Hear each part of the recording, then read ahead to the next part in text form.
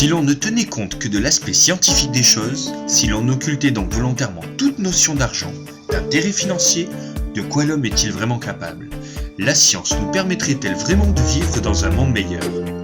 C'est la question que nous avons posée à Jean-Paul Biberian, et c'est sur le domaine de l'énergie qu'il va tenter de nous proposer sa réponse.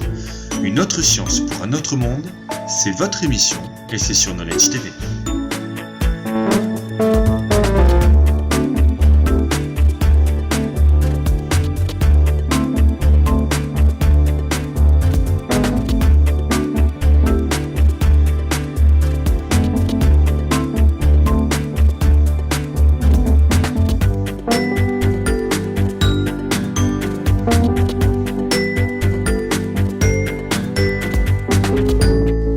Jean-Paul Biberian, bonjour. Bonjour.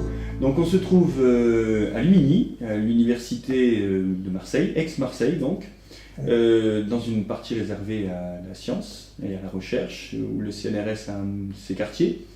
Jean-Paul Biberian, la question est très simple, qui êtes-vous? Alors, je suis chercheur. J'ai fait des études standards, disons, à l'époque. J'ai fait des classes préparatoires au lycée Thiers pour devenir ingénieur. J'ai fait une école d'ingénieur à Nancy dans le domaine de l'électronique et de la physique nucléaire, parce que l'électronique m'a toujours plu, la physique nucléaire aussi, donc je suis tombé sur une filière qui me plaisait. Mais quand j'ai vu qu'est-ce que c'était que le métier d'ingénieur, ça ne m'a pas plu du tout, et je me suis dit que je voulais faire de la recherche plutôt. J'ai trouvé un poste d'assistant dans un laboratoire ici à Marseille, à Lumini, qui était beaucoup plus orienté matériaux, surface des matériaux, cristallographie de surface, un peu de mots techniques, mais c'est les arrangements des atomes des surfaces. Ça m'a passionné pendant des années. Entre-temps, j'ai créé une société d'instrumentation scientifique qui a déposé son bilan. Enfin bon, voilà, c'est la vie et la mort des entreprises. Une petite mésaventure. Des aventures qui apprennent beaucoup de choses. Et depuis bientôt 20 ans, enfin depuis 1993, je travaille sur un sujet qui est extrêmement controversé, qui s'appelle la fusion froide. C'est un sujet qui est hyper passionnant, très très intéressant à cause des implications qu'il a, mais très controversé par la communauté scientifique qui ne veut pas vraiment entendre parler. Ça tombe bien. Knowledge TV, donc le petit média naissant, s'intéresse justement à la fusion froide et c'est l'objectif de notre visite. Alors, la fusion froide, pour être très simple, c'est quoi? Alors, avant de parler de la fusion froide, je vais parler de la fusion. Bah, c'est quoi la fusion? C'est quoi la fusion alors? Tout le monde connaît la fusion. Non, mais c'est bien, il faut poser les bases. Il faut poser les bases. En fait, ça remonte à Einstein en réalité, cette histoire-là. Einstein a démontré dans ses équations que l'énergie et la matière, c'était la même chose. Qu'on pouvait transformer la matière en énergie et l'énergie en matière. C'est la fameuse relation E égale mc2. Que tout le monde connaît, mais personne ne sait vraiment tout ce que ça veut dire. Bon. Un tout petit peu de matière peut être transformé en énormément d'énergie. Alors comment on fait ça? Il y a deux façons de le faire. Il y en a une, c'est la fission, et l'autre, c'est la fusion. La fission, c'est que vous prenez un noyau lourd, un gros noyau, par exemple de l'uranium, 235, tout le monde a entendu parler de ça, vous le cassez en deux, et les deux morceaux que vous avez pèsent moins que le morceau de départ. C'est bizarre. Si on additionne les deux morceaux, ils pèseront moins que l'unique qu'ils composent. Au départ, oui. D'accord. Et la différence de masse qu'on a perdue, c'est s'est transformé en énergie. C'est pour ça grâce à ça qu'on a fabriqué les bombes atomiques, parce qu'on a énormément d'énergie avec très peu de matière. Parce que E égale mc2, m c'est la masse, mais c c'est la vitesse de la lumière au carré. La vitesse de la lumière, c'est 300 000 km à la seconde, c'est un énorme chiffre. Donc quand vous l'élevez au carré, ça fait beaucoup de zéros. Donc ça fait énormément d'énergie avec très peu de matière. Donc la fission nucléaire permet d'obtenir beaucoup d'énergie avec très peu de matière au départ. C'est pour ça qu'on l'utilise pour les bombes atomiques, évidemment, mais aussi pour les réacteurs nucléaires qu'on a actuellement de par le monde. Ils fonctionnent tous sur ce principe-là. Ça, c'est ce qu'on appelle la fission. Il y a une autre façon de faire la même chose, qui s'appelle la fusion, où là, on prend deux noyaux légers et on les fusionne, on les fait coller l'un à l'autre. Et là, même problème, quand on les a fait coller ensemble, ils pèsent moins que la masse des deux morceaux d'avant. On a perdu de la masse là aussi. Il y a deux cas où on perd de la masse, soit on fusionne, soit on fissionne. D'accord. Et quand on fait ça, on a aussi un gros dégagement d'énergie. C'est ce qui se passe dans le Soleil, en fait, parce qu'on part de l'hydrogène et on arrive à faire de l'hélium en donnant beaucoup d'énergie, parce que le Soleil, c'est une centrale nucléaire qui est au-dessus de notre tête en permanence, qui envoie des tas de rayonnements cosmiques qui nous bombardent. Et ce qu'on fait aussi dans la bombe H. La bombe à hydrogène, c'est ça. On parle d'hydrogène et non pas d'uranium. Et c'est encore plus performant que la fission. Donc c'est les deux façons de faire de l'énergie avec le nucléaire. Alors pourquoi ce terme nucléaire? Nucléaire parce que c'est le noyau atomique qui fusionne. Noyau nucléaire, voilà. D'accord. Les noyaux nucléaires. Alors, la fission, c'est assez. Pour réaliser la fission, il faut casser un noyau. Pour le casser, il y a quelques noyaux atomiques. C'est pas facile, on ne va pas prendre un marteau, une scie et couper en deux. J'imagine bien. C'est pas si simple que ça. Il faudrait une toute petite scie. Ouais. Donc, on n'a pas des outils de ce genre-là. On a trouvé une astuce.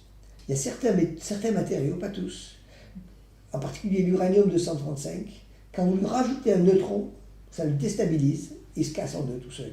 Un neutron? Un neutron, c'est un des constituants de la matière. Vous avez le noyau, l'atome est composé d'un noyau avec des électrons qui tournent autour. Vous avez le noyau et l'électron. Dans le noyau, il y a des charges positives et des charges neutres. Les charges positives, ça s'appelle les protons. Les charges neutres, ça s'appelle les neutrons. C'est facile à comprendre. D'accord. Les scientifiques ont des mots très faciles à comprendre. C'est pas comme la médecine où les mots sont compliqués. Ici, c'est très simple. Donc on prend ces neutrons. On prend ces neutrons, on le rajoute au noyau de l'uranium et ça le casse en deux. C'est comme si d'un seul coup on envoyait un coup de cisaille ou un coup de hache. Il fait ça. Ça le déstabilise et ça le casse en deux. Alors comment on réalise ça? Ça s'appelle ça. Alors, dans les réacteurs nucléaires, c'est ce qu'on fait. On a une grande quantité d'uranium, 235. C'est pour ça qu'on a. Il faut comprendre que dans l'uranium naturel qu'on trouve dans la Terre, il y a du 238 et du 235. Bien que le 235 qui marche, pas le 238. D'accord. Et le 235, il n'y en a que 0,7%. Il n'y en a pas beaucoup. Donc il faut le séparer du 238. Alors c'est là qu'il y a des difficultés techniques pour fabriquer ça. Il faut des machines spéciales, soit la diffusion gazeuse, c'est qui est utilisée en France pour le moment, soit les centrifugeuses, la centrifugation, les centrifugeuses qui... C'est des machines qui tournent à très grande vitesse et qui font passer, c'est un peu comme une passoire, enfin les lourds vont d'un côté et les légers de l'autre. Si vous prenez, je ne sais pas si vous avez déjà fait ça, vous mettez du gravier, des gros cailloux, des petits cailloux, il y a les gros cailloux qui restent, les petits ils tombent au fond, Oui. c'est un peu ça. Est-ce que c'est ce procédé où il y a une si grosse controverse quant aux Iraniens? Exactement. C'est ça, ils en sont à cette étape-là de séparation du 238 voilà. au 235. Ils ont des machines qui tournent à très grande vitesse comme ça. D'accord. Il y en a, le 235 et le 238 ne vont pas aller exactement au même endroit. Ils seront un peu plus riches d'un côté que de l'autre, puisqu'ils n'ont pas exactement la même masse, il y en a un plus lourd que l'autre. C'est ce que les médias essaient de nous simplifier en disant qu'ils créent l'uranium. En fait, ils ne le créent pas, c'est ce processus de séparation de l'uranium qui ne servira pas au processus nucléaire avec celui qui servira. D'accord. Voilà. Donc les Iraniens sont en train de faire ça et nous, c'est une technologie qu'on maîtrise. Alors nous, c'est maîtrisé depuis très longtemps cette technologie, puisque les Américains ont fait leur bombe en 1945. D'accord. Donc c'est connu. Il a fallu passer par là. Alors il y a différentes techniques, il n'y a pas que celle-là, il y en a d'autres, mais en gros c'est la même chose, on va séparer les deux. Donc une fois qu'on a séparé, on a de l'uranium 235, on n'a pas 100% d'uranium 235, on en a quelques pourcents, et là ça suffit pour faire marcher une centrale nucléaire. Alors un neutron, alors ce qui se passe quand même c'est un peu plus compliqué que ça, un neutron qui arrive sur l'uranium le casse et fait sortir 2 ou 3 neutrons. Et ces 2 ou 3 neutrons vont casser d'autres atomes. C'est ce qu'on appelle la réaction en chaîne. 1 fait 2 fait 4, 4 fait 8, etc. Donc ça va très très vite, c'est pour ça que ça explose à la limite. Ça va très très vite. D'accord. Donc dans les centrales nucléaires, on contrôle ça pour pas que ça explose. Évidemment, on n'est pas dans des conditions d'explosion de toute façon. Une centrale nucléaire ne peut pas exploser comme une bombe, c'est une erreur. Ça.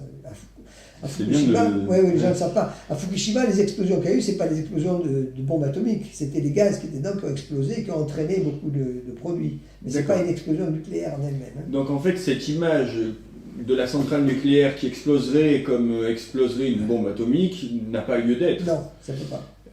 Et à Hiroshima, donc ce qui a explosé, c'est pareil, encore une fois, c'est du gaz qui a explosé. Non, là c'est pas pareil. À Hiroshima et Nagasaki, oui. Ouais, si. C'est des vrais bombes. Là, c'est des vrais bombes. Tchernobyl non plus, c'est pas une explosion atomique. C'est pas une bombe atomique qui explose. C'est une bombe, il y aurait eu un nuage et un champignon comme on voit d'habitude. On n'a pas du tout vu ça. Non, c'est très difficile à faire une bombe. Enfin, il faut maîtriser la technologie qui n'est pas si simple que ça. Première chose qu'on remet dans le contexte, une centrale nucléaire n'explose pas comme une bombe atomique. C'est pas une bombe atomique. D'accord. Ça peut émettre beaucoup de déchets nucléaires, parce que comme la centrale nucléaire a fonctionné pendant 6 mois, elle a gardé tous les produits radioactifs dedans, donc finalement la centrale nucléaire, elle pollue plus qu'une bombe atomique. Parce que tous les produits qui étaient gardés là, ils sont échappés, ils se font partir. Oui, ça n'enlève rien à la dangerosité, on est Dangerosité, bien d'accord. mais on va- par contre, que le public, le jour où on dit il y a un accident dans une centrale nucléaire, ah, j'ai pas vu le champignon, ça n'a pas explosé, ça n'a rien à voir. Ça n'a C'est rien à normal. voir. D'accord. À Hiroshima, au Nagasaki, les gens ils habitent toujours tout de suite après, alors qu'en Ukraine, ils habitent toujours pas là-bas. C'est vrai. Alors qu'à Hiroshima, on peut y aller quand on veut. Hein. Il Oui. n'y a pas de déchets. Pratiquement pas. D'accord. C'est une explosion. D'accord. C'est pas du tout pareil. Deux choses bien différentes. Il ne faut pas mélanger les deux. Dans l'esprit public, évidemment, je comprends que ça se mélange. Alors ça, tout ça, ça s'appelle la fission. La fusion, il faut faire réunir deux noyaux d'hydrogène et les faire coller l'un à l'autre Mhm. pour que je disais qu'on perde de la masse. Ce qui se passe, c'est que les noyaux sont positifs, les électrons sont négatifs. Donc l'atome, en général, il est neutre, lui, tout seul. Mhm. Mais les noyaux positifs se repoussent. Ouais. C'est un peu comme des aimants qui ont tendance à se repousser. Pour les faire coller, Mhm. si on arrive à les approcher très très près l'un de l'autre, Mhm. il y a à ce moment-là une nouvelle force qui apparaît, ce qu'on appelle la force nucléaire, qui est ce qu'on appelle la liaison forte. C'est un peu comme si vous preniez des aimants et autour de ces aimants vous colliez du velcro par exemple. D'accord. Les aimants ils vont se repousser, mais si vous approchez suffisamment près, les velcro vont se coller, à ce moment-là ils vont rester collés. Mais le D'accord. velcro c'est une liaison à courte distance. Le velcro ça marche pas à grande distance, ça fait rien Oui, du tout. oui, bien Ça sûr. marche comme ça se touche, un peu comme le scotch. Hein. Le scotch Oui, à longue bien distance sûr. il fait rien. Mais dès que vous l'avez été prêt, vous ne pouvez plus le décoller après.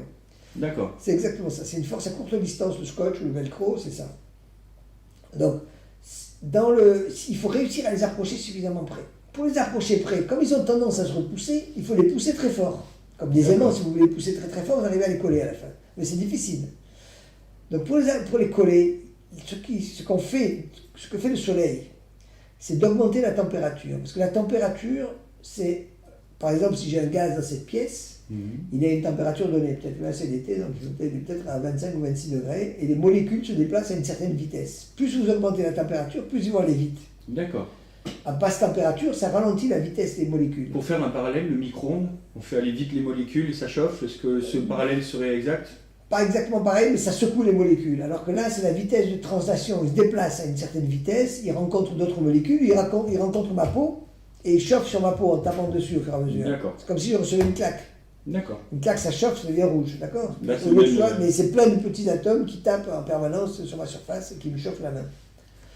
Donc, plus on va vite, plus on va pouvoir les approcher près l'un de l'autre, jusqu'à ce qu'ils se touchent Avec la vitesse. avec la vitesse. Voilà. D'accord.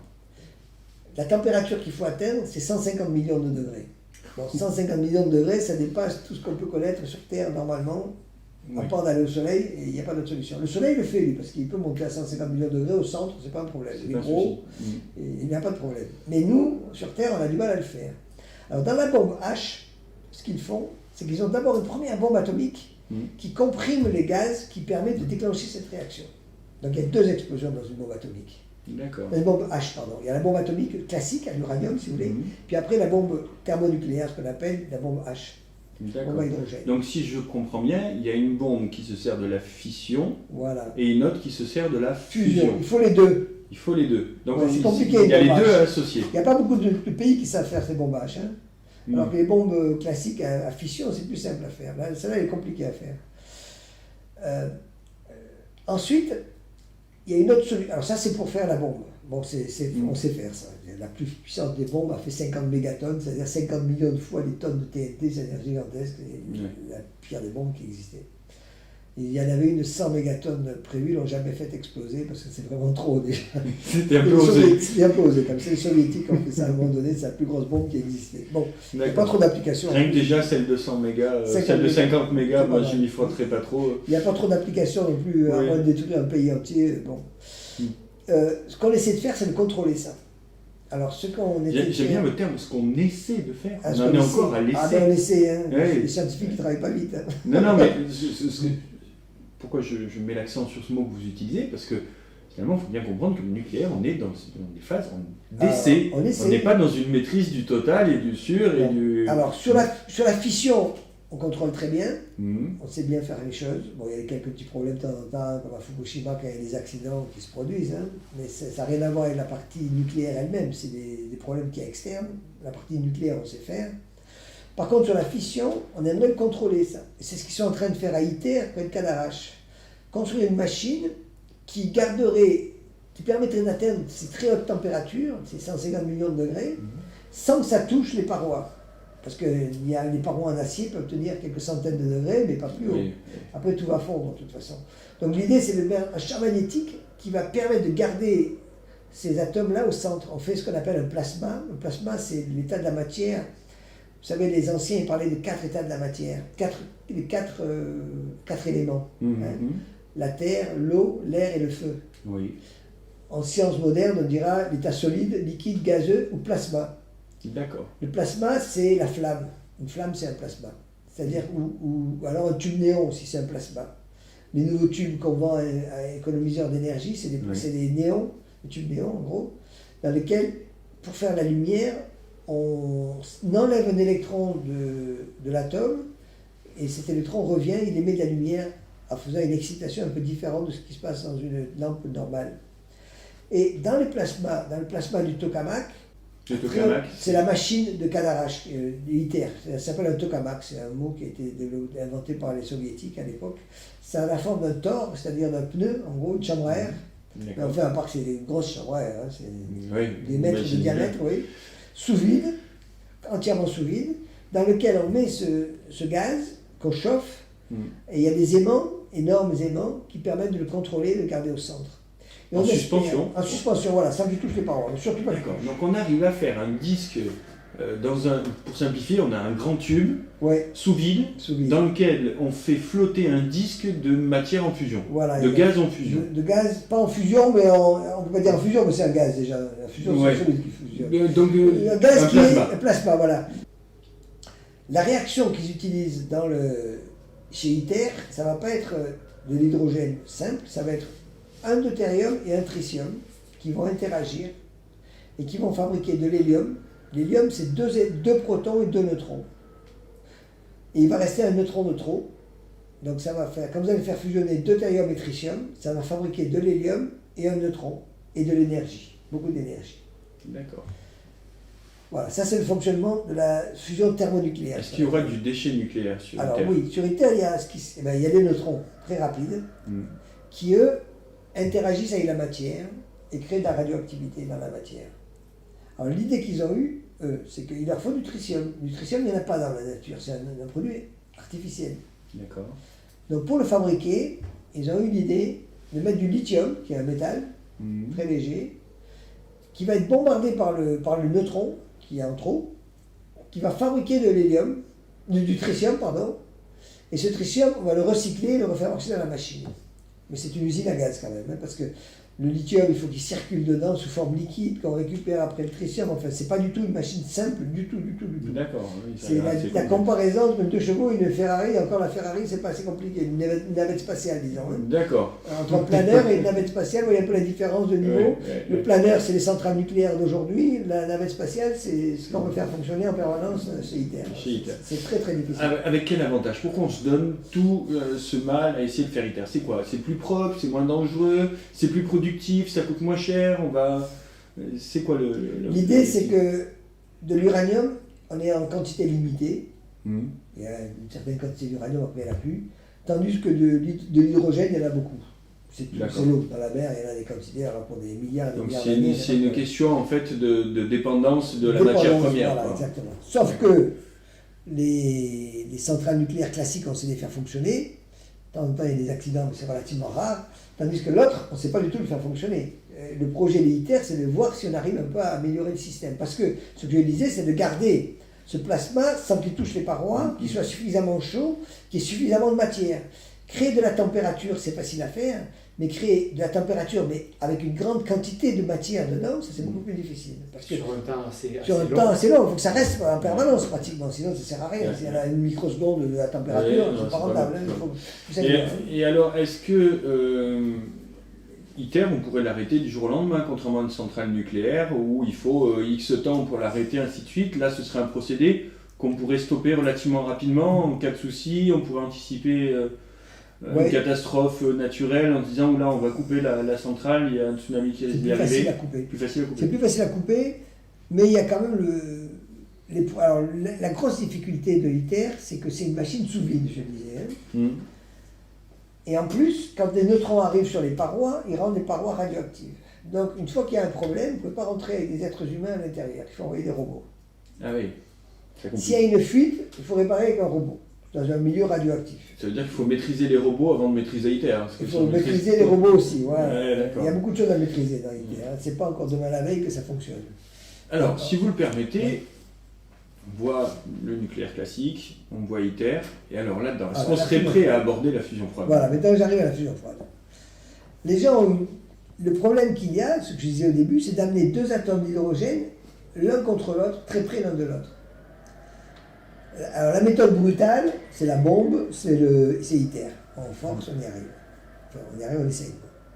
La méthode de la fusion froide, c'est la méthode douce. C'est comparé à l'homéopathie par rapport à l'allopathie. L'allopathie, c'est le remède de cheval, Ouais. ça passe aux crèmes, mais l'autre, c'est c'est le remède plus doux, où on va essayer de mettre... Tout le monde a observé les étals de marchands d'oranges, par exemple. Ouais. On voit, enfin, ceux qui sont bien faits, quoi. Ils sont bien rangés leurs oranges, les unes sur les autres. Et on s'aperçoit que comme les oranges sont des sphères à peu près, il y a des creux entre chaque orange. Il y a des espaces. Ouais, il y a des espaces. Il y a des gens qui ont essayé de faire des tomates carrées pour gagner un peu d'espace. Ça n'a pas trop marché, je crois. Les clients ne voulaient pas, je ne sais pas. Donc, Donne pas. les oranges doivent être sphériques. Ils ont par contre réussi à faire des bouteilles carrées, Ah. cubiques. Ah, on peut, oui, on gagne de la place. Ça, Et c'est parce qu'il n'y a pas de vie, il n'y a pas de creux. Oui. On gagne de la place. Donc dans le cas des oranges, il y a un creux. Oui. Quand on prend un métal, comme le palladium par exemple, qui est un métal précieux, le palladium c'est la même famille que le platine, donc c'est un métal qui est très cher, quand même, hein. Ouais. C'est plus cher que l'or. Mhm. À peu près 2 fois plus cher que l'or en gros, hein. Ça varie. Une valeur refuge en période de crise, c'est Oui, il faut intéressant. acheter beaucoup de palladium. Entre la structure du métal, de tous les métaux, hein, quels qu'ils soient, c'est comme celle-là, comme les oranges, c'est rangé par plan, comme ça, d'atomes bien rangés les uns à côté des autres, sur les autres. Il y a des trous. Dans ces trous, si on arrivait à mettre 2 atomes d'hydrogène coincés dans le trou, on pourrait peut-être les faire fusionner, c'est ça l'idée. Donc trouvons le moyen de mettre beaucoup d'hydrogène dans un métal, suffisamment serré, pour qu'il n'y ait pas de choix. Comme si vous mettez beaucoup de gens dans un ascenseur, à la fin, ils fusionnent d'une manière ou d'une autre.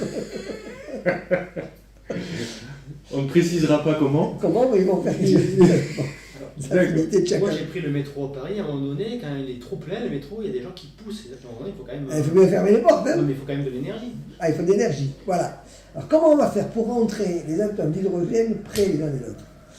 Alors en 1989, il y a deux scientifiques, un américain, Stanley Pons, un anglais, Martin Fleischmann, qui font une conférence de presse, ça se passe le 23 mars 1989, et qui disent on a réussi à faire des réactions nucléaires dans un tube à essai. Alors ils avaient un tube comme ça. Voilà à quoi ça ressemblait, en gros. Hein. C'est un peu comme un thermos. Ça paye pas de mine Ça paye comme pas de ça. mine. hein, Alors ouais. quand par exemple, ils ont ITER qui fait. C'est une énorme machine à 10 milliards d'euros. Ça Là, paraît un tube à compliqué. essai qui Ouais, doit tube à coûter, essai. comme ça, vu le nez, on a quoi, une petite centaine d'euros Ouais, là. maximum, voilà. Voilà, C'est d'accord. normal. N'importe qui peut se le payer sans problème. À l'intérieur, ils ont mis un système très simple. Il y a 2 électrodes. Il y en a une au centre qui est en palladium et l'autre qui est en platine qui fait le tour. Ils trempent tout ça dans un liquide. Le liquide, c'est de l'eau lourde. La fameuse eau lourde. La fameuse eau lourde. Et Celle un qui sel, sert à faire les glaçons qui coulent dans le voilà. pastis. Ils mettent cette eau lourde. Et l'eau, vous savez, peut-être les gens ne sont pas au courant, mais l'eau, c'est un isolant électrique. On ne peut pas s'électrocuter avec de l'eau. Sauf si l'eau est sale. C'est pour ça qu'il ne faut quand même pas marcher dans les flaques d'eau, parce que l'eau n'est pas très propre. C'est mettre les doigts dans la prise en même temps. Mais l'eau, bien propre, c'est un isolant. Donc, pour que le courant passe, il faut rajouter quelque chose dedans. Donc, on met un sel. Là, ils ont mis un sel de lithium. Et ils ont fait passer le courant. Ils se sont aperçus que la quantité de chaleur qu'ils récupéraient, parce qu'ils mesuraient les températures, la quantité de chaleur qu'ils récupéraient était plus grande que la quantité d'électricité qu'ils mettaient dedans. Donc c'était génial. Donc, Il y avait un problème, voilà, il se passait quelque chose. Il se passait quelque chose. Alors la seule chose qu'ils pouvaient dire, c'est de être nucléaire, parce que la seule façon de trouver de l'énergie en dehors de la chimie ordinaire, c'était plus que les réactions chimiques possibles. Hein. On peut toujours imaginer qu'il y a des réactions chimiques, hein, parce que l'essence, ça fait de l'énergie quand même, il ne faut pas exagérer. Oui. La chimie, c'est puissant, c'est ça qui permet d'aller sur la Lune avec une fusée quand même. Donc, On est puissant, la d'accord. chimie. Ouais. Mais dans ce cas-là, ça ne pouvait pas être expliqué avec le peu de quantité de matière qu'il y avait, ça ne peut pas être ça. Alors, la différence entre l'électricité qu'il avait fallu envoyer et la chaleur produite était inexplicable par le simple fait d'une réaction chimique. Absolument. Elle était vraiment supérieure à ce qu'on aurait pu Toutes attendre. les d'un réactions produit chimiques qu'on pouvait imaginer, c'était pas possible. Il y a pas D'accord. ça, pas Donc, cette matière. La conclusion s'impose, ce serait nucléaire. Ça serait nucléaire, parce que on connaissait que ça. Peut-être c'est autre chose, mais eux se sont dit ça doit être nucléaire. D'accord. Parce qu'ils ne connaissaient pas autre. Peut-être qu'il y a une autre possibilité, on ne la connaît pas encore, mais les gens ne peuvent pas dire c'est l'énergie du vide, c'est ceci, c'est cela. Mais bon, c'est la seule qu'on connaît qui est fiable, c'est l'énergie nucléaire. Donc ils font cette conférence de presse. Comment c'est accueilli? Alors c'est accueilli à grand renfort de publicité, on en parle partout dans tous les journaux. Les chercheurs, quand ils voient ça, Pons et Fleischmann étaient des gens connus, ce n'étaient pas les débutants obscurs Oui, c'était pas quelque des part dans le rigolos. fond de la steppe quelque part. L'un était, Pons était président du département de chimie de son université dans l'Utah. Fleischmann était membre de l'Académie des sciences de Grande-Bretagne, donc c'est des gens connus, de haut calibre, ce pas les débutants. Donc ils sont écoutés quand même. Ils sont écoutés quand même. Donc qu'est-ce qui se passe? Tous les laboratoires qui ont un peu d'eau lourde, un peu de palladium, ils essaient d'en faire l'expérience. La quasi-totalité échoue, évidemment, forcément.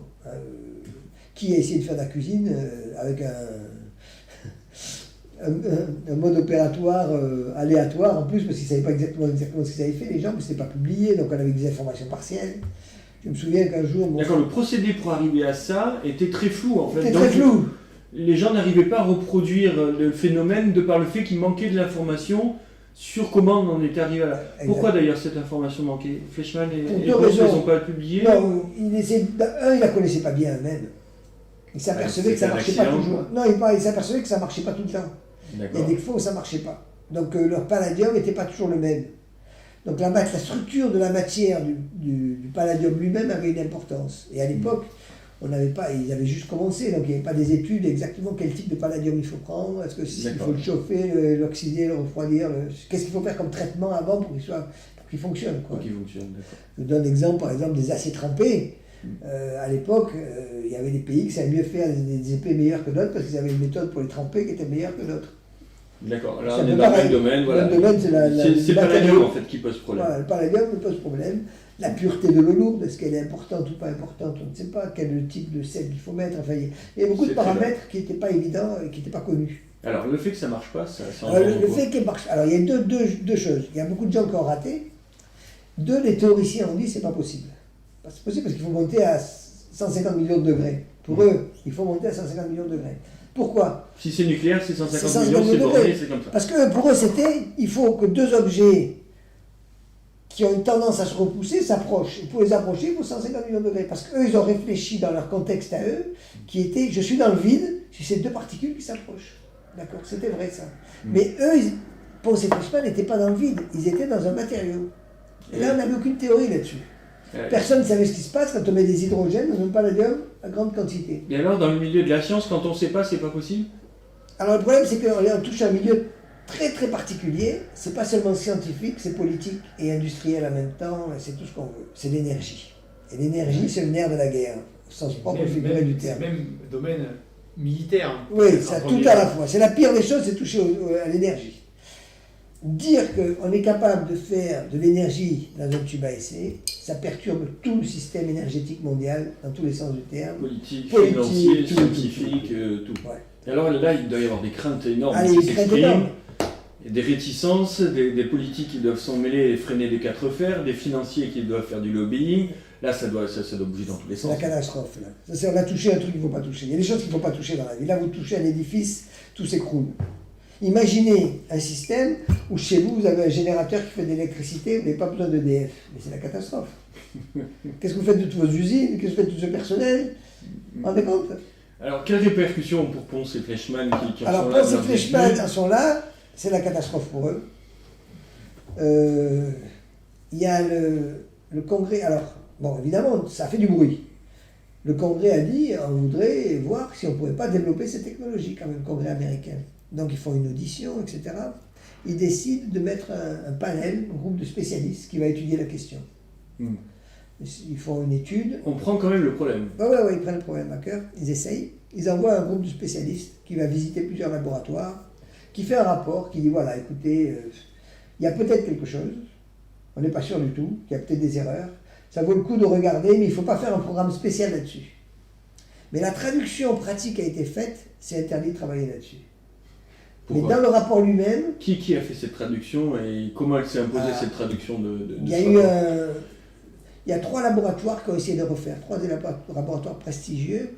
Aux États-Unis, c'était le MIT à Boston, le Caltech près de Los Angeles, et un laboratoire en Angleterre. Ces 3 laboratoires ont voulu refaire l'expérience. Ils étaient une sorte de référence. Si ça marche, on a les meilleures personnes là, ils devraient y arriver. Ouais.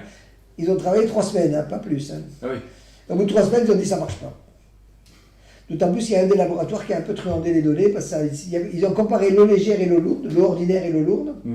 Et la courbe de l'eau lourde a été plus élevée que la courbe de l'eau légère, mais ils ont corrigé un peu les données après pour que ça n'y ait plus d'effet.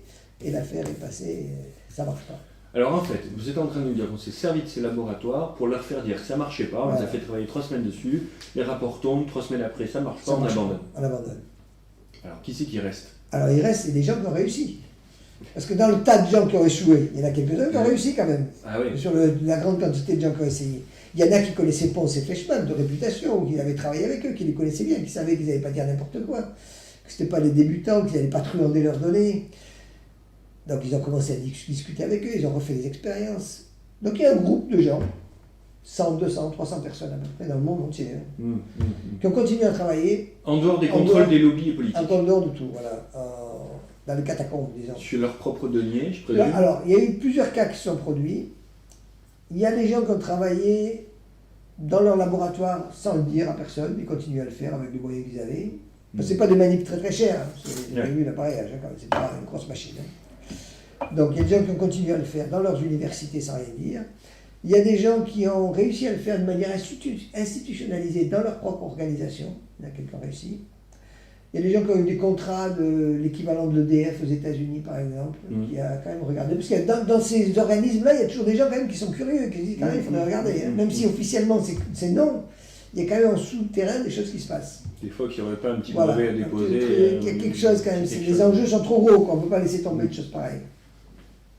Donc ça continue à fonctionner. Il y a eu des réunions qui se sont faites à peu près tous les ans, internationales, où les gens se réunissaient pour discuter de ça. J'en ai organisé une, moi, à Marseille, en 2004, où il y avait quand même 173 personnes qui sont venues, de 20 pays différents, donc quand même, des gens intéressés. Hein. Oui, c'est quand même à noter dans cette affaire.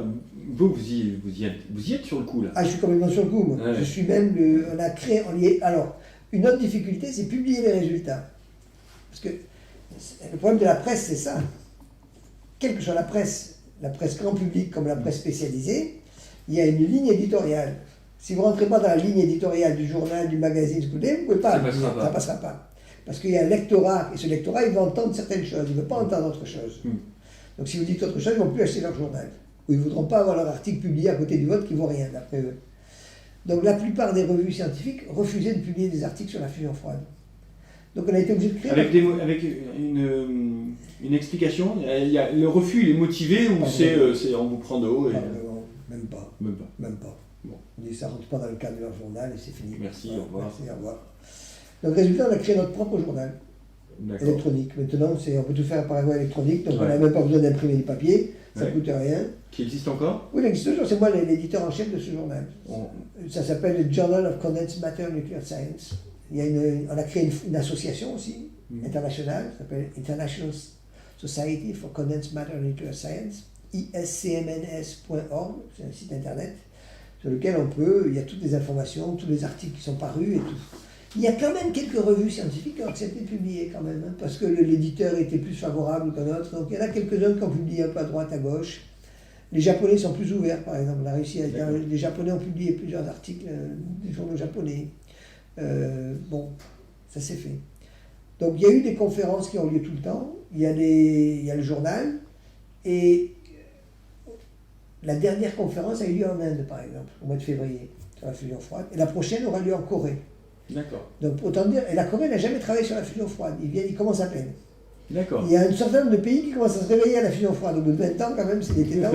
C'est temps, ouais. Les Anglais, les Irlandais, les Coréens, bon, commencent à se bouger. Alors, qui se réveille? Est-ce que ce sont les instances politiques pour en prévision de se dire voilà, il nous faut de nouvelles énergies et puis on fait rentrer ça dans le cadre de décisions politiques? Ou est-ce que ce sont des chercheurs de ces pays-là qui finalement se font écho de ce qui paraît dans la presse spécialisée et qui se disent moi en tant que scientifique ça me plaît, ça me botte, j'ai envie de me mettre sur le coup parce que ça paraît génial. Cet intérêt de quel ordre est-il? C'est au niveau des scientifiques surtout. Ouais. Bon, il y a les scientifiques, il y a les militaires aussi, beaucoup aux États-Unis.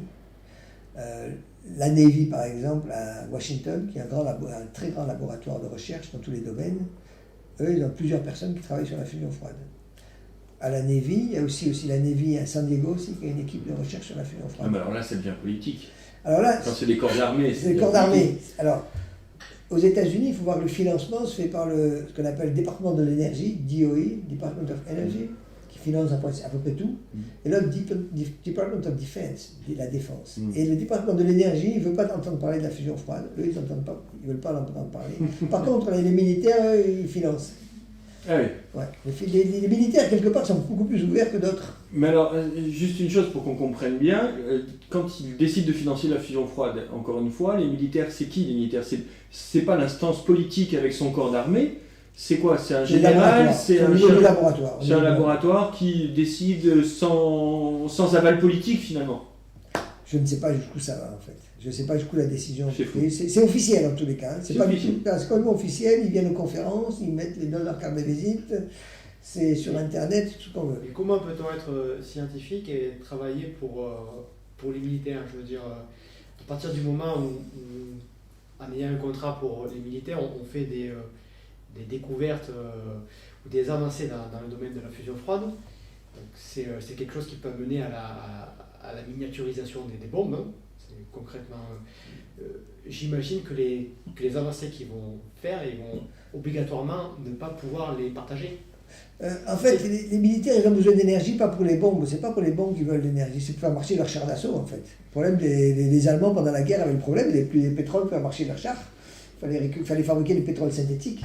Donc, si on a un système... Ils ont réussi. Ils ont réussi, oui, à le faire. Mais si on a un système qui permet de donner beaucoup d'autonomie à vos véhicules, ben, c'est ça de gagner pour l'intendance, quand même. Puis, il y a besoin d'énergie pour tout. Aussi bien pour la vie courante des gens normaux que pour les militaires qui ont les mêmes problèmes que n'importe qui, multipliés par un facteur plus grand parce que leurs véhicules... Il n'y a pas que l'enjeu guerrier. Il n'y a pas que l'enjeu militaire arme dans l'armée. Je reformule ma question alors. Est-ce que ces scientifiques-là, c'est des scientifiques comme les autres, c'est-à-dire qu'ils partagent autant leurs découvertes que les autres, ou on peut se poser c'est des pas questions? sûr. Non, quand on a un contrat avec l'armée, il y a des choses qu'on peut dire, des choses qu'on ne peut pas dire, effectivement. Quand c'est de la recherche très fondamentale, je crois qu'il n'y a pas de problème. Quand ça dépasse un peu le fondamental, ça risque de tomber dans des applications. Alors là, vous ne savez pas où ça tombe, vous n'en savez rien, en fait, ce qu'il faut. De toute façon, c'est la grande muette, ce qu'on dit l'armée, vous ne savez pas, vous savez pas ce qui rentre, vous ne savez pas ce qui sort. Alors, Jean-Paul Libérian, aujourd'hui, on en est où? C'est-à-dire, depuis ces essais de Ponce et Fleischmann, qui étaient un petit peu hasardeux, on l'a vu, on l'a compris, on voit bien que la communauté scientifique s'intéresse petit à petit, des conférences qui s'organisent, vous en organisez une à Marseille. Les conclusions de tout ça, 20 ans après, ça donne quoi en termes de finalité, d'application possible? On en est où? On en est où?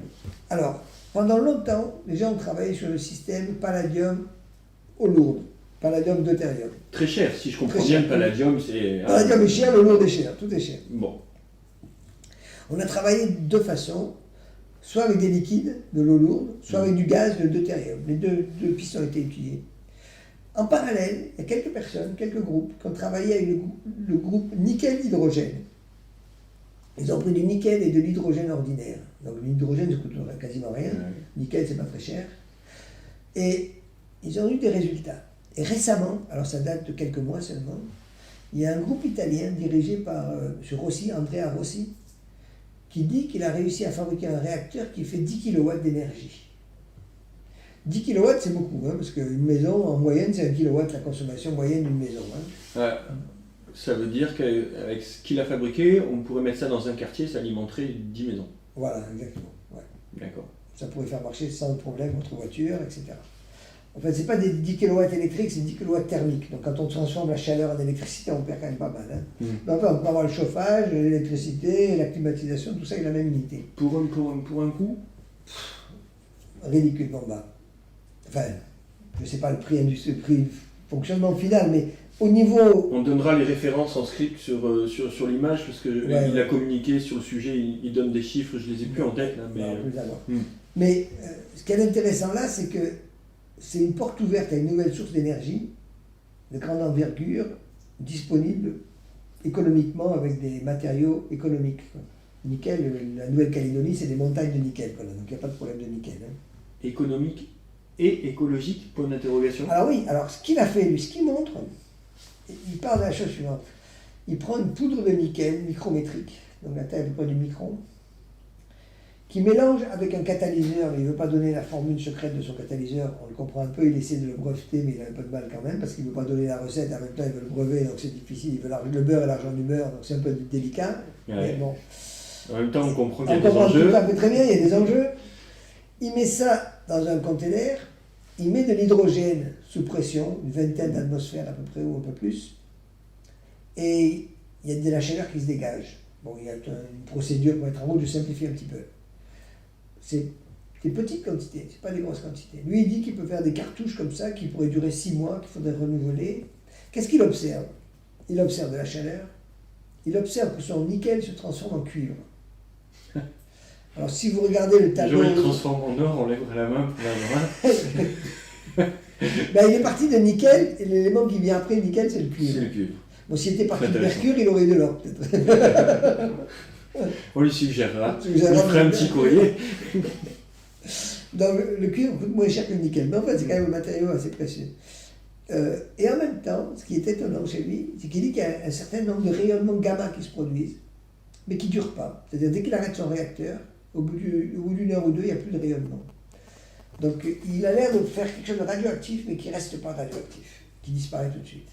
Donc, bon, c'est assez intéressant parce que, un, ça prouve qu'il se passe une réaction nucléaire puisqu'il y a un rayonnement. Et deux, c'est que ça ne dure pas, donc c'est très écologique puisqu'il n'y a pas de rayonnement. Des cendres, si vous voulez, qu'on obtient, c'est du cuivre. Le cuivre, c'est pas dangereux du tout. Ouais. C'est bien, le cuivre. L'hydrogène, il y en a de quantités astronomiques. On pourra le refourguer pour pas cher au plombier. Voilà, vous ne voleront plus les fils de la SNCF. Voilà. Je vous arrête, du rayonnement gamma en quantité importante. Ah ben, il met un blindage, il ne donne pas trop les détails, D'accord. il met un blindage de plomb autour et puis voilà, ça suffit. Parce qu'il y a eu des démonstrations de fait. Il a fait une démonstration à Bologne au mois de janvier, il en a fait d'autres après à des Suédois, il est en contact avec la NASA.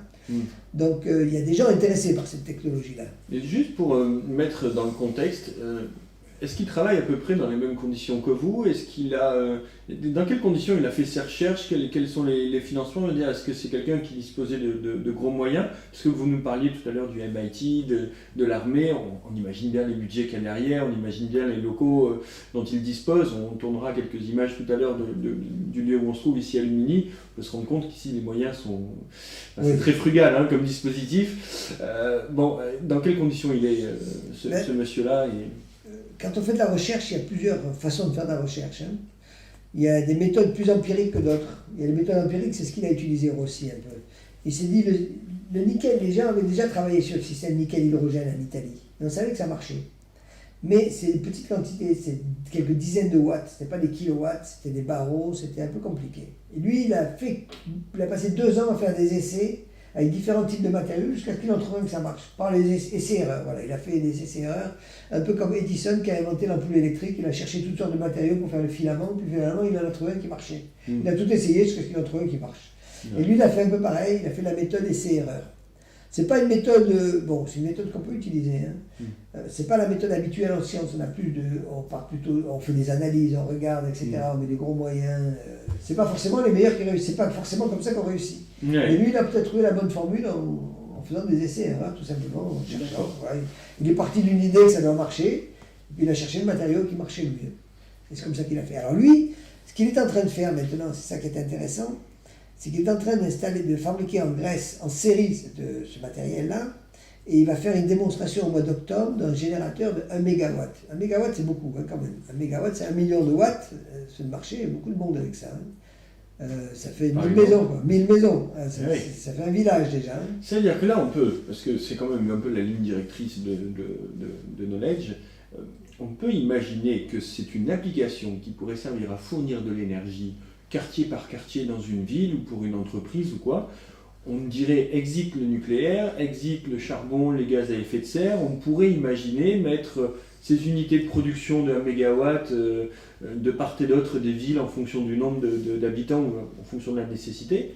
Et... Ouais. On pourrait imaginer à l'échelle de la maison, à l'échelle de l'immeuble, à l'échelle du village, à l'échelle du quartier, on peut tout imaginer là. On peut imaginer tous les formats. On peut imaginer tous les formats, je ne sais pas lequel gagnera, mais on peut imaginer a priori tous les formats. On est en train de passer d'un système centralisé de distribution de l'énergie, d'un gros poste qui est distribué par les tuyaux, à un système peut-être par réseau, parce que ce qui est intéressant, c'est de se mettre en réseau, pour partager il y en a un qui produit plus, il redonne à l'autre qui en a moins, etc. Ça s'appelle le mode collaboratif, ça. Absolument.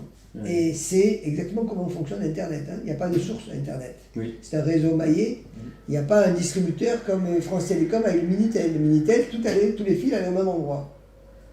Alors que dans le réseau Internet, justement, il n'y a pas de nœud central. Puisque c'est un réseau, si une maille ne marche pas, on passe par une autre maille. Donc c'est ce qui va probablement se passer au niveau de l'énergie dans les dizaines, centaines d'années qui viennent devant nous. Ça va changer le processus de distribution de l'énergie. Si on a un système comme ça, on peut résoudre le problème de la voiture électrique. Le gros handicap de la voiture électrique, c'est l'autonomie des batteries. Passer 8 heures à recharger une batterie, c'est inacceptable. On ne peut pas dire, je vais laisser parking ma voiture pendant que je fais mes courses pendant 8 heures pour charger ma batterie. Je veux dire, ça paraît pas au Carrefour. Carrefour, ça va plairait, ouais, mais oui, il pourrait faire des nocturnes, comme ça vous laissez toute votre nuit, faire vos courses pendant 8 heures, vous venez, votre voiture est pleine. Et vous l'avez gratuitement, l'électricité en plus. Mais on ne peut pas se dire, je vais aller de Marseille à Paris, je vais m'arrêter à une station d'essence pendant 8 heures pour recharger ma batterie, je repars après. Alors, c'est pas possible. On révolutionnerait il faut recharger en permanence la batterie. Et recharger la batterie, il faut un système qui fonctionne de manière continue. Oui, puis ça nécessite de l'infrastructure, ça nécessite énormément de coûts additionnels à celui même de l'énergie. Oui, c'est trop compliqué, ça ne marchera pas, ça ne peut pas marcher. Par contre, si on a un système qui est autonome, qui peut recharger l'électricité dans la voiture, alors on a besoin d'un tampon de batterie, et puis c'est tout, on recharge en permanence. Il n'a pas besoin d'être puissant le moteur à ce moment-là, parce qu'il chargera en permanence.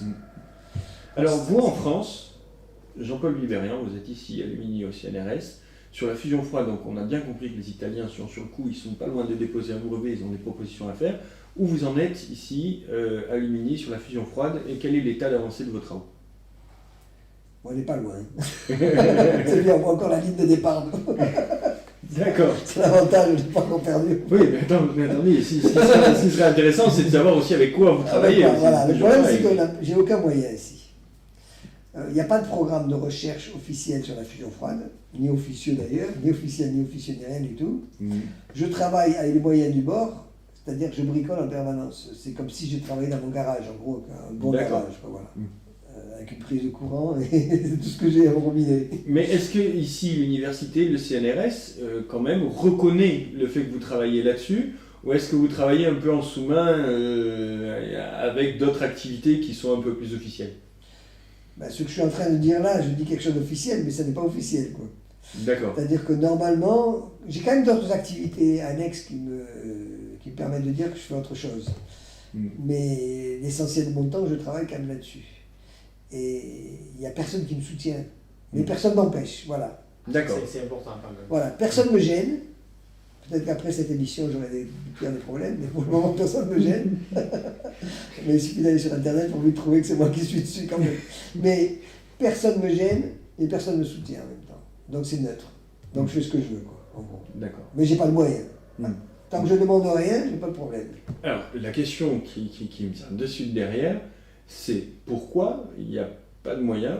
Comment fonctionne aujourd'hui la décision d'aller soutenir une matière en sciences ou une autre? Qu'est-ce qui fait aujourd'hui nos choix scientifiques? Pourquoi aujourd'hui même ça ne fait pas l'objet d'un référendum populaire? Enfin, où on en est l'état politique, sciences, population, choix c'est quoi l'affaire? Une fois, j'avais lu dans un petit livret là, de l'armée américaine, si vous avez un insecte dans l'oreille, pour le faire sortir, prenez une lampe de poche, vous éclairez, l'insecte est attiré par la lumière. Et je dis, tiens, c'est bizarre, c'est que quand vous avez une salle, par exemple, si les gens se déplacent, vous éteignez cette salle, vous allumez l'autre, les gens vont automatiquement à l'autre endroit où il y a la lumière. Et la recherche scientifique, c'est pas la lumière, c'est l'argent. On donne de l'argent à tel endroit, les gens ils vont étudier cet endroit-là, c'est là qu'il y a l'argent. Donc comment on fait piloter la recherche? Par le financement. Le gouvernement décide des axes de recherche. On a décidé qu'on allait mettre de l'argent sur les nanotechnologies. Nanotechnologie. Donc vous devez faire, il faut qu'il y ait des nanotechnologies qui apparaissent dans toutes vos demandes de financement. S'il n'y a pas le mot nanotechnologie, nanosciences, vous n'avez pas de sous. Donc, qu'est-ce qui fait qu'ils vont choisir la nanotechnologie? Où se prennent les conseils? Aujourd'hui, là, on parle quand même de la fusion froide. D'après les explications que vous venez de nous fournir, ça pourrait quand même nous révolutionner la vie en termes d'énergie, aussi bien pour le lambda de base, le français moyen qui utilise sa voiture, sa cuisinière, enfin tout ce qu'il veut, que l'industriel. Et on n'a pas mis dessus une once de décision politique. Non. Qu'est-ce qui fait qu'on a choisi autre chose Parce que un gouvernement est conseillé. Mais il y a des conseillers autour du gouvernement. C'est pas le gouvernement, ils ne connaissent rien. Quand on a écouté le débat entre Sarkozy et Ségolène Royal, au débat télévisé sur l'énergie, tous les deux ils disaient n'importe quoi. Troisième génération, donc quatrième génération, et le pourcentage d'électricité nucléaire, pas nucléaire, ils ne connaissaient rien du tout au sujet. Ces gens-là ne connaissent pas. Donc, juste une parenthèse d'ailleurs, le pourcentage d'électricité nucléaire en France, en France c'est 80%, à peu près, mais peut-être plus parce qu'on exporte. Alors, je ne sais pas comment on calcule le pourcentage, puisqu'on exporte. Donc c'est énorme. Donc, les politiques ne connaissent rien sur la science. La plupart, c'est des juristes, des choses comme ça, ce n'est pas des gens du métier de la science. Ils ont des conseillers autour d'eux. Ces conseillers viennent de gros organismes.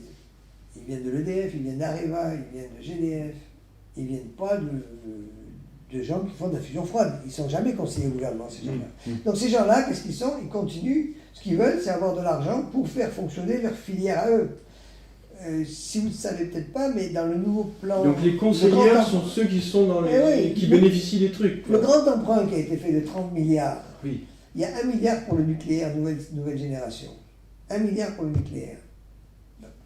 Le grand emprunt. Voilà. Donc, ça veut dire quoi? Ça veut dire qu'il y a des gens qui ont suffisamment d'influence pour dire mettez 1 milliard pour qu'on développe des nouvelles centrales nucléaires. Voilà, c'est ce que ça veut dire. Alors, il n'y a personne qui va dire essayons de faire des choses complètement nouvelles parce que vous allez déstabiliser ces gens-là. Si vous arrivez à faire une centrale nucléaire de cette taille-là, vous n'avez plus besoin d'Areva, vous n'avez plus besoin d'EDF, vous n'avez plus besoin de personne. Mais qui va faire Vous êtes en train de nous expliquer que pour les prises de décision scientifiques, il n'y a pas de décision qui pourrait être prise de manière collégiale avec des gens qui seraient neutres, des comités scientifiques neutres, qui pourraient dire pour l'intérêt des Français et de l'État, il faudrait qu'on oriente nos décisions politiques vers ça, vers ça, vers ça. Absolument pas. C'est comme les pharmaciens qui décident des médicaments qu'il faut mettre sur le marché, pareil. C'est les mêmes gens qui décident, qui sont en même temps, qui profitent du chose. Ouais. La chose. D'accord. C'est pas possible. Ils sont jugés partis en même temps, ces gens-là. On ne peut pas demander qu'ils se tirent une balle dans le pied. Autre question. On est dans un pays démocratique. On pourrait discuter beaucoup du sens du mot démocratique, mais quelle est la part de prise de décision du peuple quant à ses choix, lui? Si on voit... Aucune. Il y a eu une grosse discussion qui s'est faite quand les Allemands ont décidé d'arrêter le nucléaire dans 10 ans. Les Français ont dit attendez, ils ont pris les décisions sans demander à personne. Mais les Français, ils n'ont demandé à personne non plus quand ils ont fait leur centrale nucléaire. Personne ne demande rien à personne. On ne demande pas. Les gens décident à haut niveau pour des raisons politiques. Ça arrange mieux ça que ça, que ça. Il y a des choix qui sont faits de manière politique, au sens noble du terme en principe. Normalement, la politique, c'est quelque chose de noble. Mais après, il y a la petite politique qui est moins noble, avec un petit P. Oui, parce que moi, je m'en étais arrêté à ce qu'il devait y avoir un peuple qui devait décider de son devenir, de ses choix, et qu'il élisait des représentants. Enfin, je m'en étais arrêté là. Oui, parce que... J'ai peut-être été dépassé. Il y a une grande truc qui dit « one man, one vote », un homme, une voix. Mais en pratique, il y a des voix qui pèsent plus que d'autres. Et alors, la voie scientifique, c'est quoi? C'est une dictature, le chemin politique scientifique? C'est une dictature dans le sens où, je vous disais tout à l'heure, le financement est dirigé, dirige la recherche automatiquement. Si le jeune gars qui arrive, qui commence ses activités de recherche, il va aller où il a une promotion, une possibilité de se développer. Il va aller dans un endroit où il y a de l'argent. Il ne va pas aller dans un endroit où il n'y a rien. Ou peut-être que s'il va dans un endroit où il n'y a rien, dans 20 ans, il sera récompensé par le prix Nobel, ça c'est possible. Oui. Mais il faut qu'il attende 20 ans avec une chance très faible de l'avoir, le prix Nobel. Et qui galère un peu. Qui galère pendant 20 ans, Ouais, ou 30 ans, ouais. ou 40 ans, ou peut-être qu'il galère pour Ça veut 30 ans. dire que pour des questions finalement de décision politique basées sur une situation financière, on peut passer à côté de révolutions technologiques absolument gigantesques qui pourraient avoir des applications pour l'humanité de manière générale. Absolument. C'est pour ça qu'on a toujours besoin de francs-tireurs qui, à la marge, font des choses. Il y a toujours des gens à la marge. Et ces gens à la marge ne sont même pas écoutés par la presse, enfin, ils ne sont même pas publiés d'après ce que vous nous expliquez. Non, ils ne sont pas publiés. Il y a une vraie difficulté. Là. Non, on n'en parle pas. On n'en parle pas. Tout simplement, on n'en parle pas. L'affaire de Rossi, par exemple, si on va sur Internet, il y a beaucoup d'informations dessus. Beaucoup. Mais dans le grand public, ça n'apparaît pas. La RAI a fait un reportage dessus. Est-ce que vous croyez qu'on en a parlé à la télévision française? Aucun. Personne. Même les journaux, on ne parle pas, personne n'en parle. Personne n'en parle. Parce que si on met une information comme ça, on va mettre la confusion dans la tête des gens. Il y a un message à faire passer qui est le nucléaire est sûr, pas dangereux, surtout le nucléaire français, surtout le PR, surtout nous, on est les plus forts. Si quelqu'un arrive avec une autre possibilité, on ne va plus l'écouter. Donc il ne faut surtout pas brouiller le message. Eh oui. Je pense que dans votre livre, votre exemple du petit livret militaire américain, les insectes sont retirés par la lumière, il y a peut-être en bas un petit nota bene, attention, il y en a quelques-uns qui sont noctambules, Qui vont quand même aller. s'intéresser à d'autres choses. Voilà, heureusement. Heureusement qu'il y en a qui ne vont pas vers la lumière. Bon alors dans tout ça, si on devait faire une conclusion, comment vous la formuleriez? Le mot de la fin, ce serait quoi?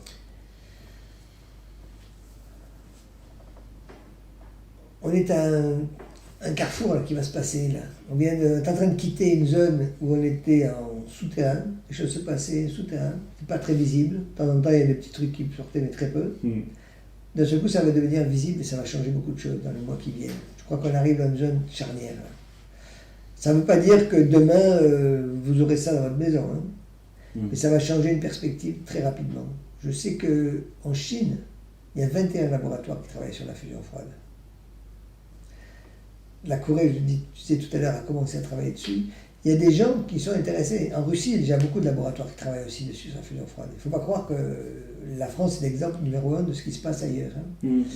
Il se passe beaucoup de choses ailleurs et ça va se passer là.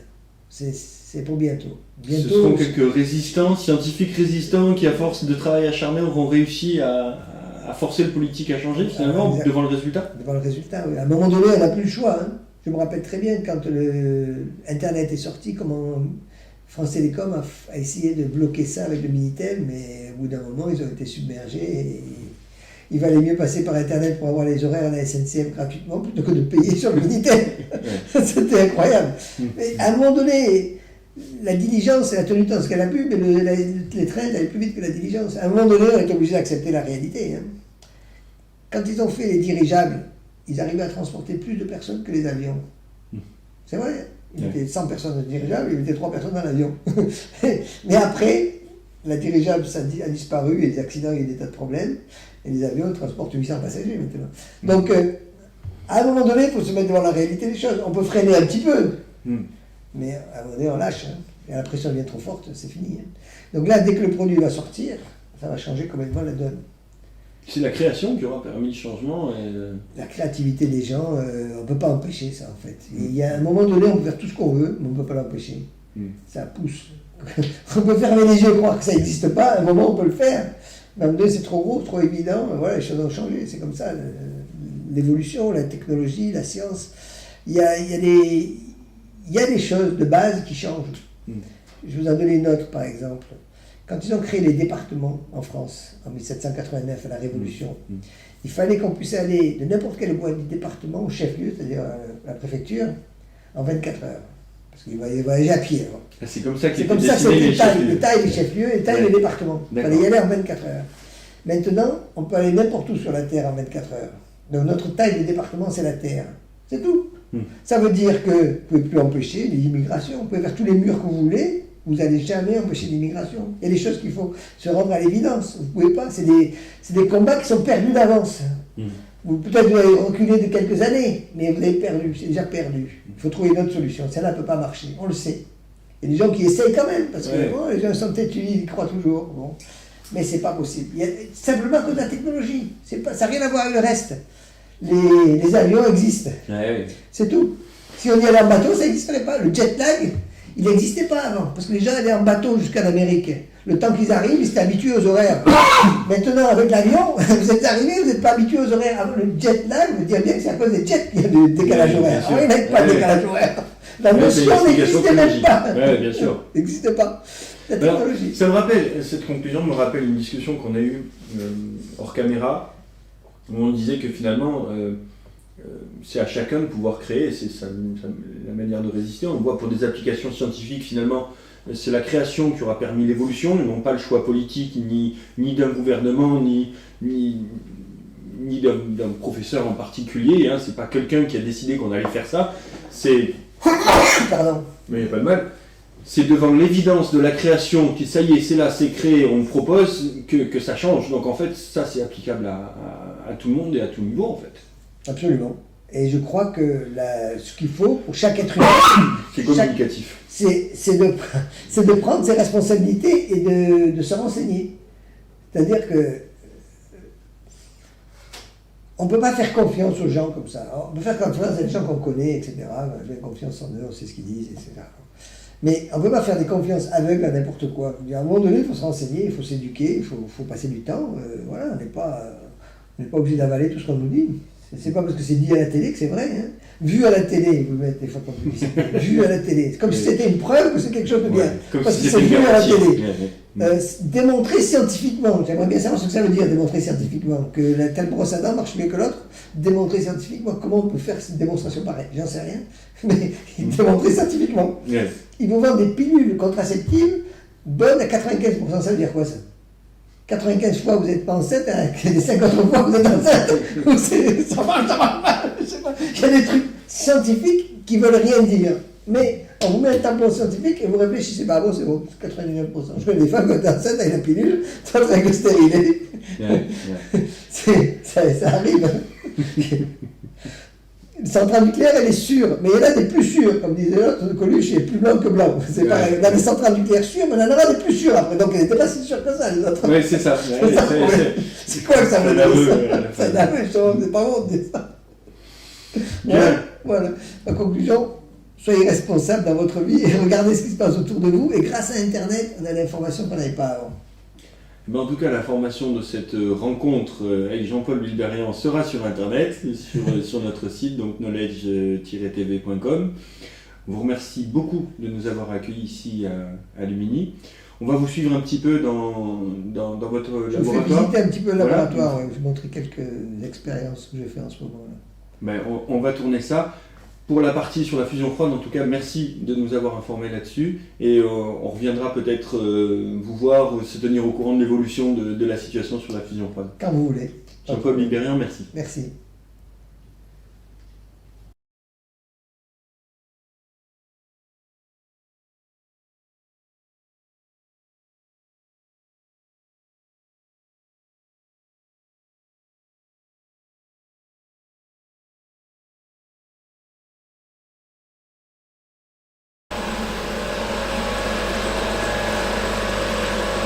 Alors voilà l'expérience que je fais en ce moment, c'est un calorimètre dans lequel je rentre de l'eau froide qui arrive d'ici et qui ressort réchauffée par le système de fusion froide que je fais fonctionner là.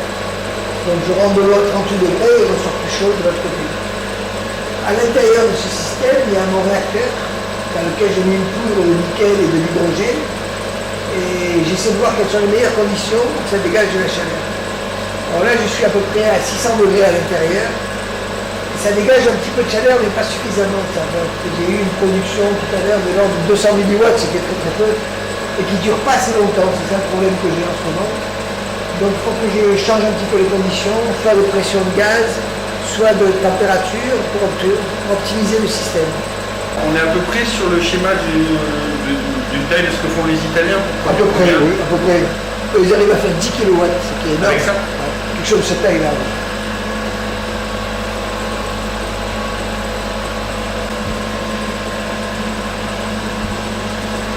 C'est intéressant. Mais ça monte On se sent un peu. un peu perdu au milieu du... Ouais, c'est pas mal ça. Ouais, quand on connaît pas, ça paraît compliqué, c'est normal. C'est pas très compliqué en fait.